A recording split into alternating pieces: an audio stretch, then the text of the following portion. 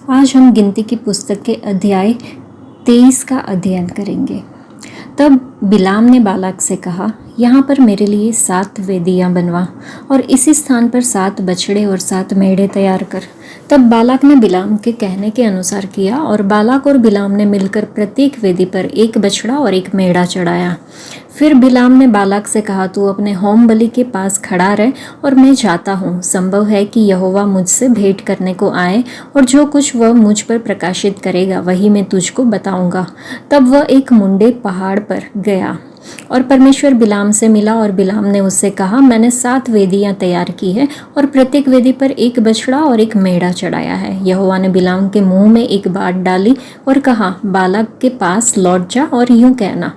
और वह उसके पास लौट कर आ गया और क्या देखता है कि वह सारे मोआबी हाकिमों समेत अपने होम बलि के पास खड़ा है।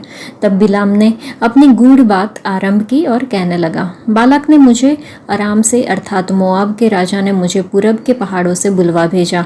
आ मेरे लिए याकूब को शाप दे, आ इसराइल को धमकी दे, परंतु जिन्हें परमेश्वर ने शाप नहीं दिया उन्हें मैं क्यों शाप दूं, और जिन्हें यहोवा ने धमकी नहीं दी उन्हें मैं कैसे धमकी दूं। चट्टानों की चोटी पर से वे मुझे दिखाई पड़ते हैं, पहाड़ियों पर से मैं उनको देखता हूँ। वह ऐसी जाति है जो अकेली बसी रहेगी और अन्य जातियों से अलग गिनी जाएगी। याकूब के धूलि के किनके को कौन गिन सकता है, या इसराइल की चौथाई की गिनती कौन ले सकता है। सौभाग्य यदि मेरी मृत्यु धर्मियों की सी और मेरा अंत भी उन्हीं के समान हो। तब बालाक ने बिलाम से कहा, तूने मुझसे क्या किया है? मैंने तुझे अपने शत्रुओं को शाप देने को बुलवाया था, परंतु तूने उन्हें आशीष ही आशीष दी है। उसने कहा, जो बात यहोवा ने मुझे सिखलाई, क्या मुझे उसी को सावधानी से बोलना न चाहिए? बालाक ने उससे कहा, मेरे संग दूसरे स्थान पर चल जहाँ से वे तुझे दिखाई देंगे। तू उन सबों को तो नहीं, केवल बाहर वालों को देख सकेगा। वहां से उन्हें मेरे लिए शाप दे। तब वह उसको सोपिम नामक मैदान में पिसगा के सिरे पर ले गया और वहां 7 वेदियां बनवाकर प्रत्येक पर एक बछड़ा और एक मेढ़ा चढ़ाया। तब बिलाम ने बालाक से कहा, अपने होम बलि के पास यहीं खड़ा रह और मैं उधर जाकर यहोवा से भेंट करूं। और यहोवा ने बिलाम से भेंट की और उसने उसके मुंह में एक बात डाली और कहा, बालाक के पास लौट जा और यूं कहना। और वह उसके पास गया और क्या देखता है कि वह मोआबी हाकिमों समेत अपने होम बलि के पास खड़ा है। और बालाक ने पूछा, यहोवा ने क्या कहा है? तब बिलाम ने अपनी गूढ़ बात आरंभ की और कहने लगा, हे बालाक, मन लगाकर सुन। हे सिप्पोर के पुत्र, मेरी बात पर कान लगा। ईश्वर मनुष्य नहीं कि झूठ बोले, और न वह आदमी है कि अपनी इच्छा बदले। क्या जो कुछ उसने कहा उसे न करे? क्या वह वचन देकर उसे पूरा न करे? देख, आशीर्वाद ही देने की आज्ञा मैंने पाई है। वह आशीष दे चुका है और मैं उसे नहीं पलट सकता। उसने याकूब में अनर्थ नहीं पाया और न इस्राएल में अन्याय देखा है। उसका परमेश्वर यहोवा उसके संग है और उनमें राजा की सी ललकार होती है। उनको मिस्र में से ईश्वर ही निकाले लिए आ रहे हैं। वह तो बनेले सांड के समान बल रखता है। निश्चय कोई मंत्र याकूब पर नहीं चल सकता और इस्राएल पर भावी कहना कोई अर्थ नहीं रखता। परंतु याकूब और इस्राएल के विषय में अब यह कहा जाएगा कि ईश्वर ने क्या ही विचित्र काम किया है। सुन, वह दल सिंहनी के समान उठेगा और सिंह के समान खड़ा होगा। वह जब तक अहेर को न खा ले और मारे हुए के लहू को न पी ले तब तक न लौटेगा। तब बालाक ने बिलाम से कहा, उनको न तो शाप देना और न आशीष देना। बिलाम ने बालाक से कहा, क्या मैंने तुझसे नहीं कहा कि जो कुछ यहोवा मुझसे कहेगा वही मुझे करना पड़ेगा?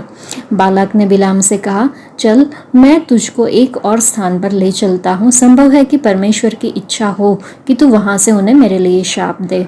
तब बालाक बिलाम को पोर के सिरे पर, जहाँ से यशीमोन देश दिखाई देता है, ले गया। और बिलाम ने बालाक से कहा, यहाँ पर मेरे लिए 7 वेदियां बनवा और यहाँ 7 बछड़े और 7 मेढ़े तैयार कर। बिलाम के कहने के अनुसार बालाक ने प्रत्येक वेदी पर एक बछड़ा और एक मेढ़ा चढ़ाया। इस अध्याय को पढ़ने के बाद हमें समझ में आता है कि शत्रु जो है वो हमें चोरी करने, घात करने और नष्ट करने के लिए आता है।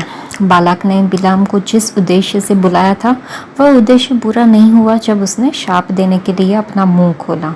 बालाम उन लोगों को श्राप या निंदा नहीं दे सकता था जिन्हें परमेश्वर ने श्राप नहीं दिया था। यह परमेश्वर ही थे जिसने आशीष का संदेश उसके मुंह में डाला था। काश परमेश्वर के सभी लोग, सभी मसीही लोग, सभी विश्वासी लोगों की अंदर ये भावना होती, किसी की निंदा करने से पहले, किसी को श्राप देने से पहले परमेश्वर के वचन की प्रतीक्षा करते हैं। वह और कुछ न कह सका, ऐसा लिखा हुआ है। हमारे बारे में क्या है? क्या हम इस बात का इंतज़ार करते हैं कि परमेश्वर हमारे मुंह में कोई संदेश डाले, कोई बात डाले, उसके बाद हम लोग बोले, ना कि बिना सोचे समझे कुछ भी किसी के भी लिए कुछ बोल दे। यह भी कितना आश्चर्यजनक है कि परमेश्वर अपने लोगों को आशीष देने के लिए एक भविष्यवक्ता का उपयोग करते हैं। इधर लिखा हुआ है कि जिसे परमेश्वर ने शाप नहीं दिया उसे मैं क्यों शाप दूं, और ये भी लिखा है कि उसने आशीर्वाद दिया है और मैं इसे वापस नहीं ले सकता। कभी कभार जब कोई आपसे शापित होने की बात करे तो आपको इन वचनों को याद कर लेना होगा। कोई भी हमें श्राप नहीं दे सकता क्योंकि हम परमेश्वर के द्वारा छुड़ाए हुए हैं, जिसने हमारे बदले अपने पुत्र को श्रापित होने की अनुमति दी। हालांकि इस्राएलियों की तरह हम भी शापित हो सकते हैं यदि हम परमेश्वर की सुरक्षा और उनकी सच्चाई को त्यागना चुने। ये हमारी स्वेच्छा के ऊपर है। हम निर्णय ले सकते हैं परमेश्वर की सच्चाई को चुनना, और यह भी निर्णय ले सकते हैं कि हम परमेश्वर की सच्चाई को त्याग सकें। अगर हम त्यागने के लिए तैयार है, त्यागना चुनते हैं, तो हमारे ऊपर भी शाप आ सकता है। तो जब भी हम अपने धोखेबाज दिलों को, अपने आप को उसके मार्गों से भटकने के लिए प्रेरित करते हैं, तो हमें प्रार्थना करना होगा कि परमेश्वर हमें संभाले, हम परमेश्वर की कोमल आवाज़ को सुन पाए, उनकी विनती को सुन पाए। उसके लिए हमें प्रार्थना करनी होगी। उसके बाद हमने देखा कि इज़राइल पर कोई भी तंत्र मंत्र नहीं चलेगा। यहाँ परमेश्वर बालाम के माध्यम से एक महान सत्य प्रकट कर रहे हैं। परमेश्वर इस वादे की गारंटी देते हैं कि जादू टोना याकूब या इज़राइल पर कोई प्रभाव नहीं डालेगा, परंतु यदि हम आत्मिक इस्राएली हैं तो यह प्रतिज्ञा हमारे लिए भी है। और हाँ, तो हम जादू टोना के कारण कष्ट क्यों उठा रहे हैं? आज जादू टोने के कारण बहुत से मसीही लोग प्रभावित हैं और बहुत सारे मसीही लोग पीड़ित हैं। नए नियम में प्रभु यीशु मसीह ने अपने चेलों को अधिकार दिया। लूका रचित सुसमाचार में हम पढ़ सकते हैं, वहाँ पे लिखा है, यीशु मसीह ने कहा, मैंने तुम्हें सांपों और बिच्छुओं को रौंदने का अधिकार दिया है, शत्रु की सारी शक्ति पर अधिकार दिया है, और कोई वस्तु तुम्हें हानि न पहुंचाएगी। लेकिन हम अपने जीवन में इस अधिकार का प्रयोग नहीं कर पाते हैं। उसका कारण क्या है? हम विश्वास नहीं कर पाते हैं। स्वर्ग और पृथ्वी बदल जाएंगे, लेकिन उसके वादे, परमेश्वर के वादे कभी भी नहीं बदलेंगे। पुराने नियम में जब मूसा ने मिस्र में अपनी लाठी डाली तो वह एक सांप बन गई, और जब उसने उसकी पूंछ पकड़ी तो वह वापस से लाठी में बदल गई। मिस्र के जादूगरों ने ऐसा ही चमत्कार किया, लेकिन हारून की लाठी ने उनकी लाठियों को निगल लिया। इसके अलावा मूसा ने जो चमत्कार किए उनमें से कई चमत्कार ऐसे थे जो वो लोग नहीं कर पाए। इसका मतलब यह है कि परमेश्वर चाहते हैं कि हम शत्रु या जादू टोने के इन कामों पर विजय पाए।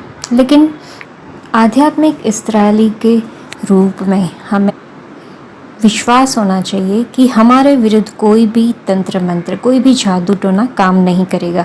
आइए हम परमेश्वर के इस महान वादे पर विश्वास करें और अपने शत्रुओं पर विजय प्राप्त करें जो हमें और हमारे परिवारों को बांधते हैं। आइए हम उन टूटे हुए परिवारों के लिए प्रार्थना करें जो जादू टोने के कारण पीड़ित है, और हम उन लोग के उद्धार के लिए प्रार्थना करें। परमेश्वर हम में से हर एक को आशीष देंगे, और अगर हम उनके वचन को चुनते हैं, उनकी इच्छा के अनुसार चलना शुरू करते हैं, और हम चाहते हैं कि हम वैसे ही चले, तो परमेश्वर हमें आशीष देंगे। और जब हम अच्छे से उसके वचनों पर चलेंगे तो कोई भी तंत्र मंत्र, जादू टोना हमारे ऊपर काम नहीं करेगा। आज के लिए इतना ही। परमेश्वर आप सबको आशीष दे। धन्यवाद।